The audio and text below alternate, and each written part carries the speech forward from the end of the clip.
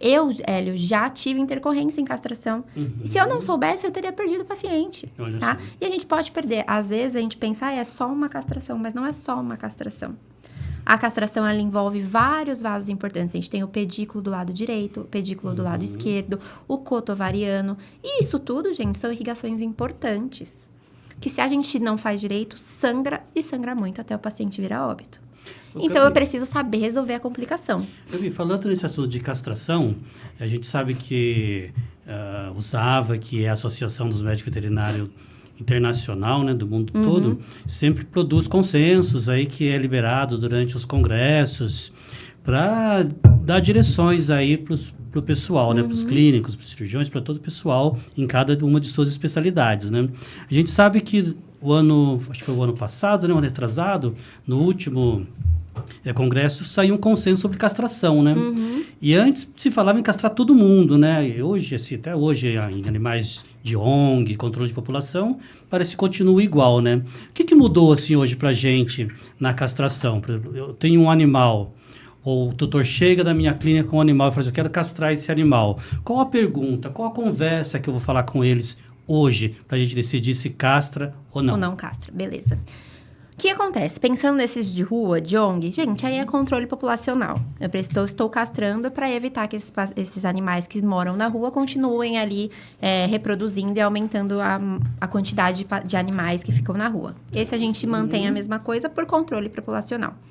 Quando a gente tem os nossos pacientes, né, que chegam pra gente na clínica, a gente precisa entender alguns pontos. Geralmente é aquela pergunta que o tutor sempre fala. Eu castro antes ou depois do primeiro cio? Geralmente chega essa pergunta, clássico, né? ou... meu cachorro, principalmente cachorro grande que é bagunceiro, eu quero levar ele pra creche e a creche só aceita se tiver castrado. Também é algo que chega pra gente. A gente precisa entender o que o tutor quer, qual é o intuito do tutor com essa castração. A gente precisa colocar para o tutor o que é a castração e quais são as vantagens e as desvantagens dessa castração.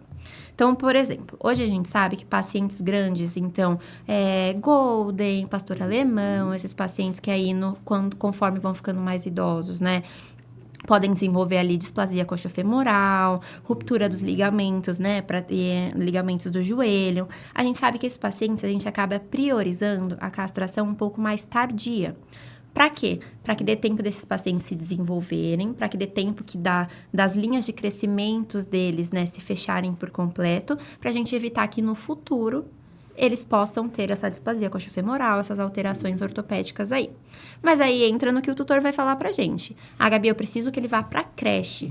Então, a gente vai priorizar essa parte, mas a gente precisa deixar o tutor ciente que pode ser que eu castrando ele muito novinho, isso não se desenvolva da melhor forma, tá? Por falta da fonte Por de falta, hormônio. exatamente. A gente tem que tudo colocar no papel e deixar muito explicado. Eu tenho, por exemplo, um Spitz. O meu Spitz, eu ganhei ele tinha 3 meses e ele já veio castrado. Hoje, o meu Spitz, o pênis dele é infantil, é muito pequeno. Uma vez ele precisou ser sondado, a gente teve que passar uma tomquete de gato, porque a uretra dele era muito pequena. Por quê? Porque ele não se desenvolveu, ele não teve estímulo hormonal para conseguir desenvolver os órgãos sexuais. Então, ele tem os órgãos sexuais infantis, tá? Por quê? Porque ele foi castrado muito cedo. Mas porque essa ONG, esse local que estava disponibilizando esse paciente, acabava doando esse paciente já castrado. Então, a gente precisa entender, colocar no papel o que o tutor espera, que ele quer, e a gente explicar o porquê que é importante castrar, mas que isso, dependendo do tempo, vai ter vantagens e desvantagens. Então, a gente sabe, por exemplo, que nas fêmeas, pacientes fêmeas castradas após o terceiro cio, né, após o terceiro ciclo, já não tem mais tanta proteção contra câncer de mama. Então, por exemplo, eu adotei um cachorro de rua, uma fêmea de rua, e eu castrei ela agora, uma fêmea de adulta. Eu castrar ela agora vai evitar o quê? Que ela forme piometra, neoformação uterina, neoformação ovariana, mas pode ser que ela tenha câncer de mama. Sim. Por quê? Porque o terceiro ciclo já passou. E a gente sabe hoje que ali, a partir desse terceiro ciclo, a gente já não tem mais proteção. Nesse caso, se eu não tivesse castrado essa cadela, ela poderia ter o câncer de mama e resolveria com a Mastec. Aí a gente pensaria em outro procedimento cirúrgico. Uhum. Tá?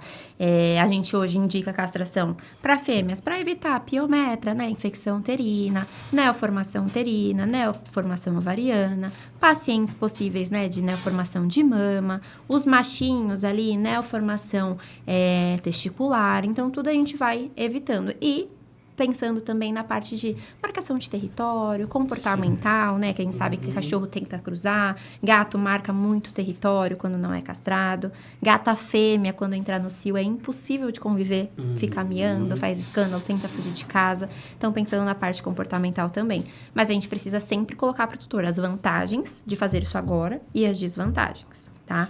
Não só isso. Vantagens, desvantagens, possíveis complicações. A gente pode ter complicação, mesmo que seja só uma castração de fêmea, mesmo que seja só uma castração de macho, tá? Às vezes a gente trata uma cirurgia que é mais simples, como se fosse uma coisa normal, e aí essa cirurgia, e aí no futuro isso vira algo muito grande, porque tem uma complicação, e aí vai virar uma cirurgia grande. Hoje, como eu atendo muito essa parte de uro, chega muito paciente para mim com ureter ligado. O que seria esse ureter ligado? É aquele paciente que castrou quando era mais novo, que castrou em algum momento da vida, teve uma complicação transoperatória, que é o que a gente fala que se perdeu o pedículo, esse pedículo se soltou. E o que acontece? O ureter ali nessa parte proximal, ele é retroperitoneal, ele está escondido dentro do retoperitônio. Certo. E aí o cirurgião não consegue ver mesmo, e aquilo começa a sangrar. E ele vai e pinça e liga ali tudo para parar esse sangramento. E liga esse canalículo, liga esse ureter. E o que acontece? Começa a ter um acúmulo de urina dentro da pelve renal, começa a gerar essa hidronefrose, essa dilatação da pelve. E aí, gente, de novo, é inespecífico. Então, o paciente está bem e o paciente tem um rim contralateral, que está trabalhando, dando conta. Está resolvendo o problema. Está resolvendo. Então, ele só chega pra gente quando esse rim que está com o ureter ligado já se perdeu, que foi só uma simples castração, que teve alguma intercorrência. E aí, no futuro, a gente vai ter que tirar, fazer uma nefrectomia, uma retirada desse rim, porque se perdeu em um erro na castração, que era algo simples.